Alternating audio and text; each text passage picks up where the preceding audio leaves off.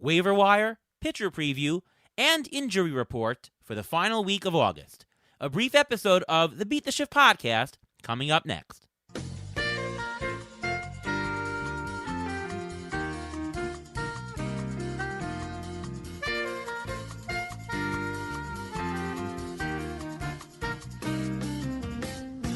Welcome to another episode of the Beat the Shift podcast. I am your host, Ariel Cohen, and with me as always, Movain Guy. How are you, Movain? I'm doing great. How are you doing today? Pretty good. I'm back from vacation. I went to New Hampshire for a couple of days. Beautiful in the White Mountains of New Hampshire there. How about you? How was your week? My week was fun-filled as always in the doctor's office, seeing plenty of patients, but I am actually taking part of the week off next week, so hopefully that'll be fun. Sounds good. Doing anything special? Probably not. I may catch a Met game, but that's possibly the only real fun thing for myself. Everything else is really for the kids. All right, well, hopefully the Mets get a little bit better. They're right now in death row with the Dodgers and the Giants for a zillion straight games. But yeah, so today is an abbreviated episode. Didn't know if we were going to do it or not, but we didn't want to leave you hanging with the waiver wire and pitcher preview and all your injury updates. So let's go for it in our abbreviated edition. On to our waiver wire. Who do you got for this week to pick up, Movain? I got a couple players. The first guy I got is Nikki Lopez from the Kansas City Royals. Alberto Mondesi is on rehab, but he was on rehab before and didn't really go that far in the rehab, so you don't know when he's coming back. But Nikki Lopez, he has been great. He's only owned in 12% of CBS leagues, but in the last week, he's 8 for 24 with a home run, his first of the year, and 5 stolen bases, which brings him to 15 stolen bases for the year. So if you need a stolen base guy, he is going to play down the stretch. They want to see what he has. They may actually try to move him around a little bit if Mondesi comes back. So that's a guy to watch for because he may get eligibility elsewhere as well. I'm also going to mention Bobby Dahlback. He's owned in 31% of CBS leagues. He's eligible on CBS at first and third. He was 6 for 18 this last week with 3 home runs.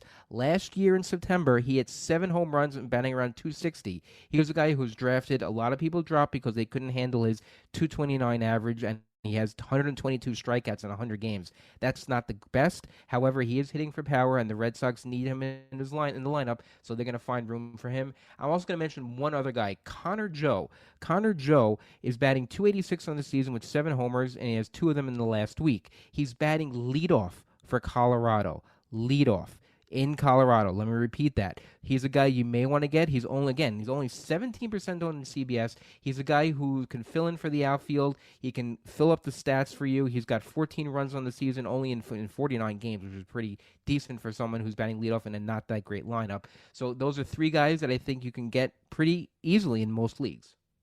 Yeah, leadoff in Colorado. Those initial COL next to you. Pretty good. When is Ramiel Tapia coming back, by the way?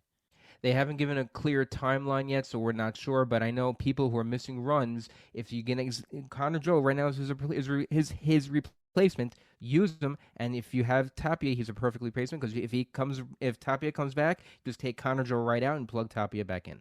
Well, I've got Tapia in almost every single league, which was great for when he was active. So I'll look for Connor Joe. Thanks for that tip. I was going to say Bobby Dahlback as well. His last 3 weeks, check out this triple slash. 313, 389, 667. That is pretty good. 4 home runs and 16 RBIs in just the last 3 weeks. You've been dropping a couple of my 15-team leagues, so I would look at Bobby Dahlback. The other guy I'll mention, Brett Phillips, only 3% owned, so he's available in deeper leagues. On the season, 10 homers and 12 stolen bases in limited playing time. That is a phenomenal pace for the Tampa Bay Rays. He is only batting .215 on the year, so we're talking about a low average combo guy. In the last month, 6 home runs, 16 RBIs, his triple slash, 293, 370, 805. That is nothing to sneeze about. If he's available in your deeper leagues, you got to snatch him up right away. I'll also mention one other pitcher. Ronaldo Lopez is back for the White Sox, 20% owned. He's a guy he can blow up at any time, but he will get you the strikeout. So if ERA is not an issue for you, or if you're in a points league, Ronaldo Lopez is probably the way to go.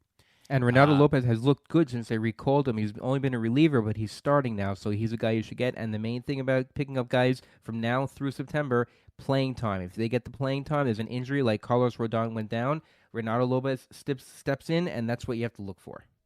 Now it's time for the pitcher preview. It's the section where we look at pitchers who face the Pirates. Yeah, there's nobody out there that really is interesting. So, who's playing the Pirates this week? Who do you want, Movain, off the wire?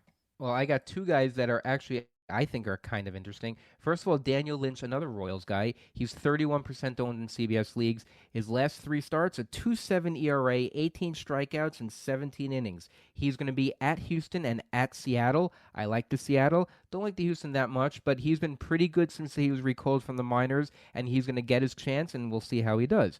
Second guy I'm going to mention is a little bit deeper, and if you liked my Carlos Hernandez pick 2 weeks ago and the Griffin Jacks last week, I'm going with Eric Fetty. He's scheduled for 2 starts. He's only 8% owned in CBS. Ignore the 5.93 ERA that he has. His next 2 starts are Miami and the Mets. He's pitched against the Mets 3 times this year, 16 innings, 5 runs, 2 wins.'s pitched against Miami once this year, 6 innings, and a win. That says enough right there. If you want to try to get wins, those 2 teams right now, the Mets are struggling. Miami's in last place. He's a perfect guy to pick up. All right, I'm going to go with... Let's see who the Pirates are playing this week. Well, let's go with Miles Michaelis. You know, he's back. If you actually were able to pick him up this week, he's playing the Pirates tonight. Next week at Pittsburgh. The following week at Cincinnati, maybe. And then he would line up to be to start the following week. Miles Michaelis has an upside. He's definitely somebody. I don't know if he's going to get the innings pumped up that much to win games initially, but hey, you never know. It's the Pirates. But for teams that are looking for upside, Miles Michaelis might be the way to go. I'll also throw in Jose Quintana. Not that he's ever so special. He's been throwing not many innings per game, but he's 6% owned, playing at Baltimore and versus Texas. Maybe they put some more innings on him, or maybe they're just quality innings. Look at Jose Quintana. Otherwise, I really don't have anybody. The pitcher market is so bleak these days, and I don't really see any great 2-star pitchers. I'm throwing Chad Green and a bunch of other guys that I've had as middle relievers. I'm just keep throwing them and keeping my ratios down. We're not in September yet, you know? Yeah, it's very hard to throw these guys who are just blow up your ERA unless you can afford it. If your ERA is shot and your whip is shot, then by all means throw these guys. But otherwise, you have to pick and choose, and sometimes a 1-star pitcher will be better off than a 2-star pitcher in September. Yep. All right, Movain, injury report. What do you got for us?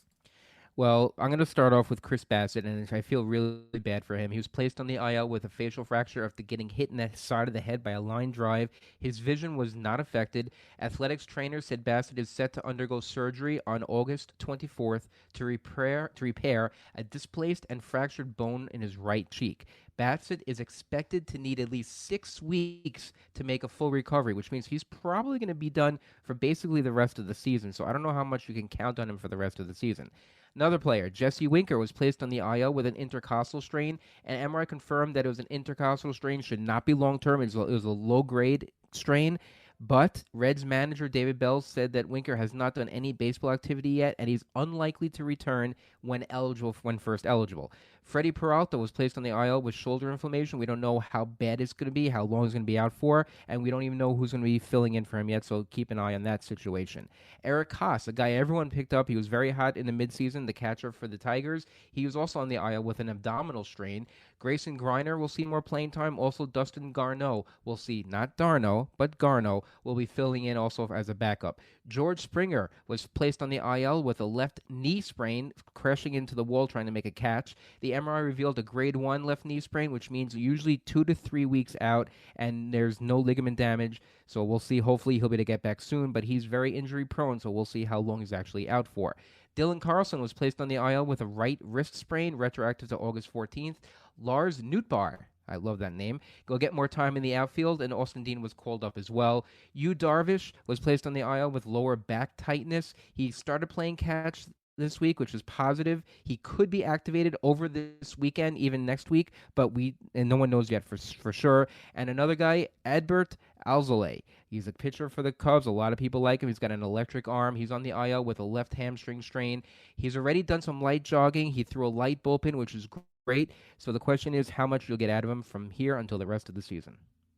All right. Well, that's it for our brief Beat the Shift podcast for this week in late August. We're getting down to about 5-6 weeks left into the season. Time to make your final pushes, and next week it'll be next month, I should say, all hell breaks loose, and just pick up anybody for whoever you can. It's all short term. You don't have to hold anybody on your team in redraft leagues. Keeper, obviously a different story, but yeah. All right. Any other last thoughts, Movain? Yes, one other thing. Jacob Degrom was transferred to the 60-day IL, which means he's not going to be eligible to return until September 15th. If you're in a redraft league, I think you can drop him pretty comfortably right now, and that's a very upsetting thing for a lot of fantasy players. Yeah, I mean, over under 2 innings on the rest of the season for Degrom? I'm going to say under. The report from the doctor wasn't that positive, so last week I thought he'd have more than 2 wins. He had a bad response for the bad report from the doctors. He's healing, but not healing properly, so I'm going to take the under on 2 innings. I think they're going to shut him down. They said there's a 99.9% chance he's going to be shut down for the rest of the season. Oh, what a shame. That's just awful. For Met fans, for baseball, just awful. Because he was on the pace for having some historic season. And he'll be out of the running of the Cy Young just because of the no volume.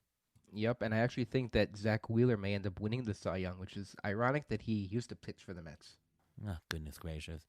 All right, well, that's it for our episode. Movain, why don't you just tell the audience where we can reach you, read you, and all things Movain Guy? You can follow me on Twitter at MLB Injury Guru, where I tweet out all these injuries I mentioned just now, as well as who's coming up next. How long they're going to be out for, and you can also catch my weekly article that comes out on Saturday for Rotoballer. All right, I'm Ariel Cohen. You can read my work over at Fangraphs, at CBS Sportsline, and at Rotoballer, and you can listen to me right here on the Beat the Shift podcast. All right, from all of us here at Beat the Shift, enjoy the rest of summer, and we'll see you next time.